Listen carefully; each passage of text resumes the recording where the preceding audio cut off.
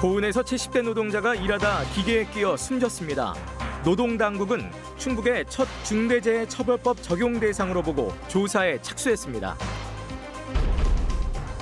다음 주로 다가온 대선, 여야 모두 거물급 정치인이 충북을 찾아 민심을 공략했습니다. 청주 상당 국회의원 재선거 후보들의 공약을 점검합니다. 먼저 국민의힘 정우택 후보의 공약부터 살펴봅니다. 청년과 전통시장의 상생 모델로 주목받았던 청년점포가 애물단지로 변했습니다.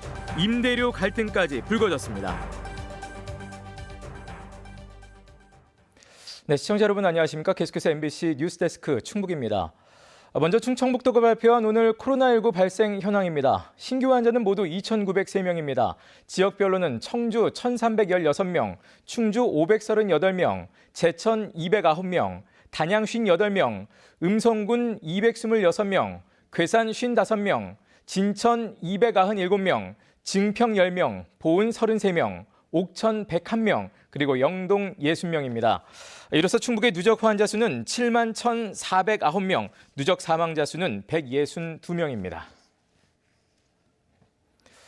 대선이 이제 다음 주로 다가오면서 바쁜 후보들을 대신해 여야 거물급 정치인들의 지원 유세가 잇따르고 있습니다. 더불어민주당 소속인 추미애 전 법무부 장관과 또 국민의힘 4선 중진인 박진 의원이 충북을 찾아 상대 후보들을 비난했습니다. 김대훈 기자가 보도합니다. 청주 육거리 시장을 찾은 민주당 추미애 전 법무부 장관.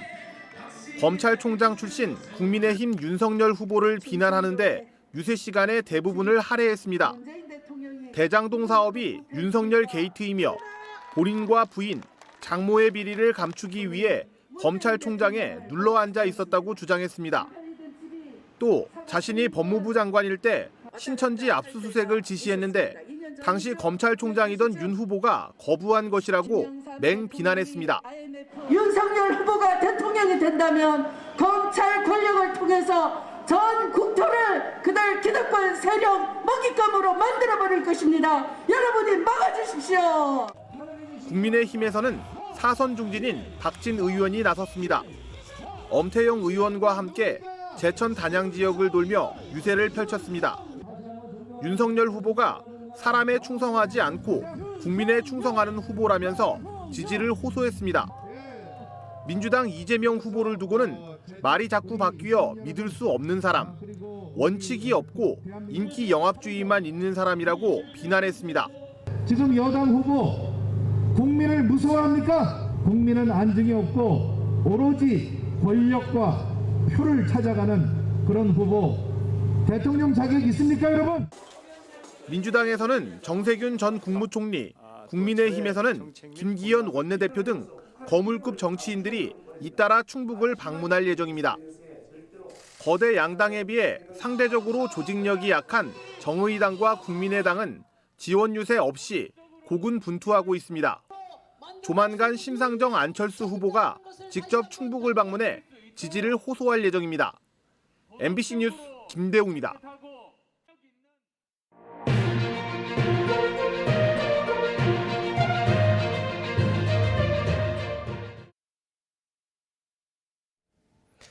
네, 지역에서는 이번 대선날 청주 상당구 국회의원 재선거가 함께 치러집니다. 후보들의 공약을 살펴보는 시간 마련했습니다. 오늘은 그 첫 번째로 4명의 후보 가운데 유일한 정당 후보인 국민의힘 정우택 후보입니다. 신병관 기자가 정리했습니다. 청주 상당으로 복귀해 우선에 도전하는 국민의힘 정우택 후보. 하루 2만 보를 목표로 한동안 떠나있던 지역의 골목골목을 훑으며 주민들과의 소통에 공을 들이고 있습니다. 첫 번째 공약은 청주 방서 동남지구 명품 주거단지 조성. 300억 원 규모의 복합 문화 도서관 건립이 공약의 핵심입니다. 18,000여 세대 미니 신도시에 걸맞는 교육문화 여가시설이 필요하다는 주민 요구가 반영됐습니다. 미니 신도시가 제 기능을 하려면 문화시설, 체육시설, 특히 교육 환경 이런 것들이 굉장히 중요한 요소로 작용을 하고 있습니다. 따라서 지금 아파트만 들어섰지 지금 교육시설도 제대로 입주가 안 되고 있는 상황입니다. 청주시 자원봉사센터 신축 이전과 부동산 세제 개혁, 그리고 농어촌 의료 취약 지역 의료 서비스 강화 등도 약속했습니다. 청주시 자원봉사센터를 새로 짓는 데는 100억 원이 필요할 것으로 예상했습니다. 복합문화도서관과 자원봉사센터 신축 모두 국비가 지원돼야 하는 만큼 중량감 있는 다선 의원이 필요하다는 점을 부각하고 있습니다. 중앙에서 중앙부처와의 관계에서 힘이 있고 또 제가 워낙 예산부처 출신이다 보니까 이런 것들을 따오기가 아마 다른 분들에 비해서는 훨씬 제가 유리하게 따올 수 있지 않을까. 유일한 정당 소속 후보로 경륜과 인지도를 내세우며 정우택 후보는 지역 발전 공약으로 무소속 후보들과 차별화하고 있습니다. MBC 뉴스 신병관입니다. 다음 달 9일 치러지는 제20대 대선의 충북 유권자 수가 전국의 3.08%인 136만 4,649명으로 확정됐습니다. 이는 지난 2020년 국회의원 선거 때보다 1,900여 명 늘어난 것으로 남성이 50.6%, 여성은 49.4%입니다. 지역별로는 청주시 흥덕구가 22만 3,300여 명으로 가장 많고 그 다음으로 충주시와 청주시 서원구, 상당구, 청원구 등의 순입니다. 한편 대선과 함께 치러지는 청주시 상당구 국회의원 재선거 유권자는 재외국민을 포함해 8만 5천여 세대 16만 2,901명으로 집계됐습니다. 이번 대선과 청주시 상당구 재선거 사전투표는 다음 달 4일과 5일 이틀 동안 진행되며 코로나19 확진자 등은 2일차에만 사전투표를 할 수 있습니다. 보은의 한 플라스틱 기계 제조업체에서 70대 하청업체 직원이 기계에 끼어 부상을 당했습니다. 치료를 받다 결국 나흘 만에 숨지고 말았는데요. 올해 근로 현장에서 주목받는 법안이 하나 있죠. 바로 중대재해처벌법입니다. 노동당국은 근로자 수가 500명 정도인 해당 업체의 이번 사안을 중대재해처벌법 적용 대상으로 보고 조사에 착수했습니다. 안전 의무를 다하지 않은 것으로 조사되면 충북에서 이 법안이 적용된 첫 번째 사례가 될 것으로 보입니다. 이채연 기자가 보도합니다. 119 구급차가 황급히 공장 안으로 들어갑니다. 구급대원들이 컴컴한 기계 설비 아래로 내려가 보니 한 남성이 바닥에 쓰러져 있습니다. 의식 있어요? 없어. 들것.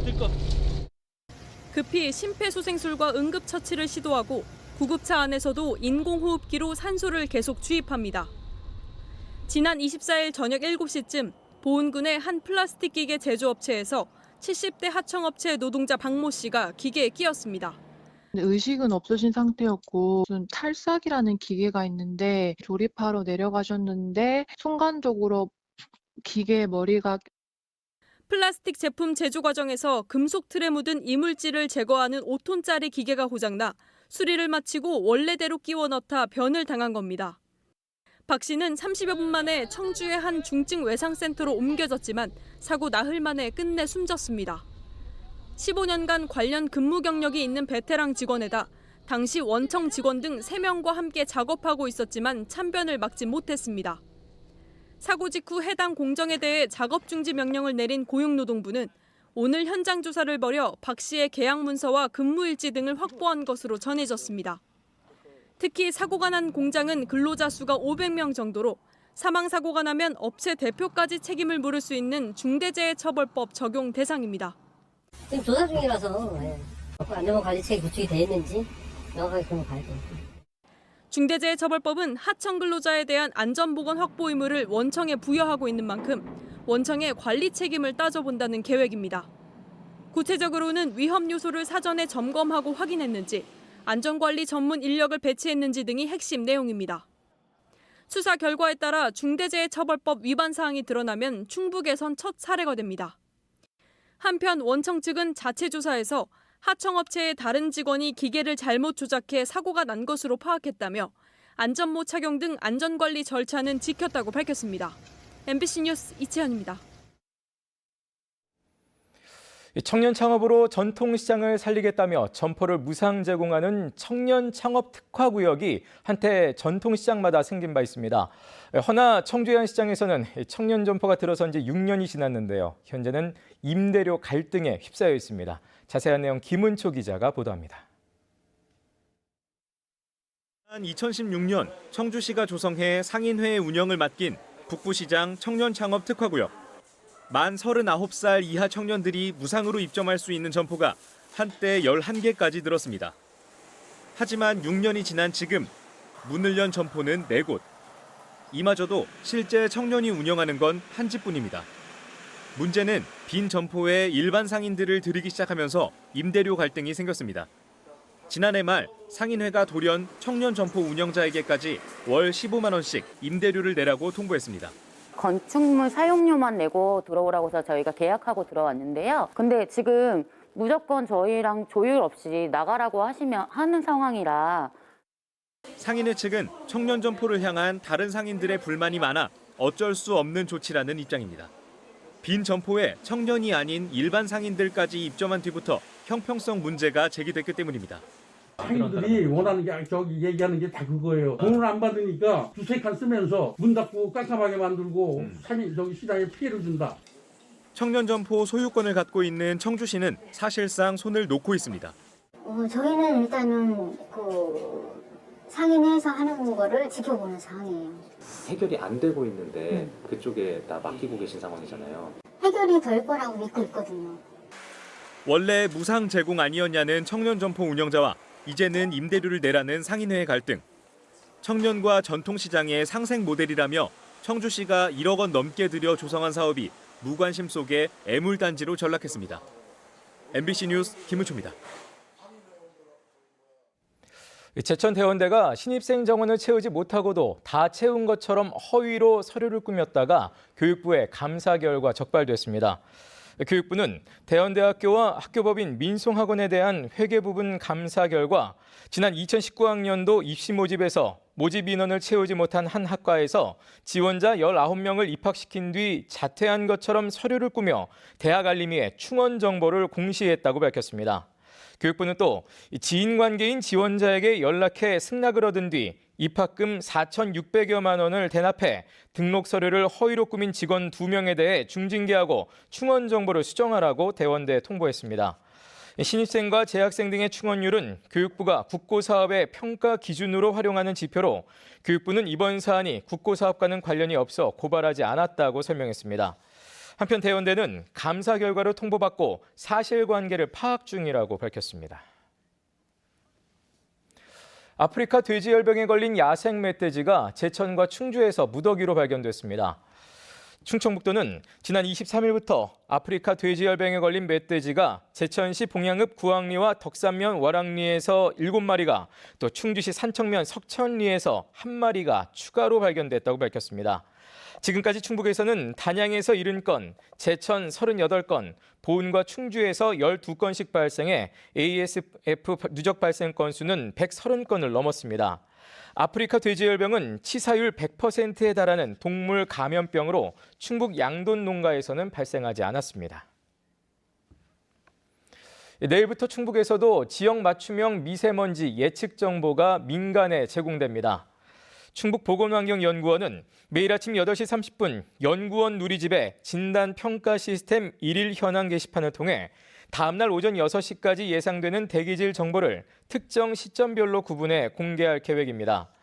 공개되는 정보에는 미세먼지 현황 자료와 이동 경로 분석, 또 권역별 미세먼지 공간 분포 및 전망 등이 담길 예정입니다. 보건환경연구원은 기존 환경부 예보 대비 9배 세밀한 상세 예측이 가능해졌고 대기 정체를 유발하는 내륙 지형 등 충북의 특성도 반영됐다고 설명했습니다. 신청사 건립을 추진 중인 옥천군이 청사 건축 설계를 공모합니다. 옥천군은 지역의 정체성을 디자인에 반영하면서도 행정사무공간 외에도 다양한 기능과 용도를 아우르는 최상의 공간 설계를 위해 오는 6월까지 건축 설계를 공모하고 1위 선정작 제안자에게 신청사 설계 용역권을 부여하기로 했습니다. 옥천군은 현 청사와 직선으로 700-800m 떨어진 옥천읍 문정리 일원을 신청사 부지로 정하고 오는 2026년 1월까지 466억 원을 들여 연면적 13,000제곱미터, 지하 1층, 지상 4층 규모의 군청사와 지상 3층 의회청사를 신축할 계획입니다.